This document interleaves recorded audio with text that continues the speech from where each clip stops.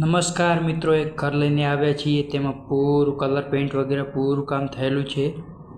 અને આ બાજુ તમને બતાવીએ પશુઓ માટે શેડ બનાવેલો છે. એ પણ તમે જોઈ શકો છો. સામે પાણીનું ટાંકું છે. અને તમને અંદરથી અમને બતાવીએ. આ ઘરની વચ્ચોવચ્ચ ઝાડવા આવેલો છે, વૃક્ષ. ચલો તમને આ ગેટ બનાવેલો છે. ગેટમાં પૂરું લોખંડથી બનાવેલો છે ગેટ, અને એમાં ટુકડી લગાવેલી છે વેસ્ટ માર્બલની. આ ઘર 60x30નું છે, જેમાં 4 રૂમ બનાવેલા છે.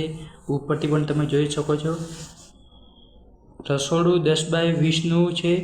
2 ભાગે બનાવેલા છે, 2 રસોડા. 3 ફૂટની સીડી બનાવેલી છે, તો જોઈ શકો છો તમે. અંદરની તરફ ટાઇલ્સ લગાવેલી છે. આ રસોડું છે, 2 બાજુ રસોડા છે. રસોડામાં સેમ. ચલો તમને ઉપર લઈ જઈએ. ઉપરમાં પણ બતાવીએ. સીડીમાં રેલિંગ લગાવેલી છે એસએસની, તમે જોઈ શકો છો. અને 2x2ની ટાઇલ્સ લગાવેલી છે, વ્હાઇટ બ્લેક મેચિંગ. હાથ કઠેડો લગાવેલો છે. અને આ પિલરમાં પણ પૂરી ટાઇલ્સ લગાવેલી છે. ઉપર પંખા વગેરે કલર વગેરે પૂરું કરેલો છે, તમે જોઈ શકો. આ બાજુ પણ એક સામને બનાવેલો છે, આંગણ ટાઈપમાં. ચલો તમને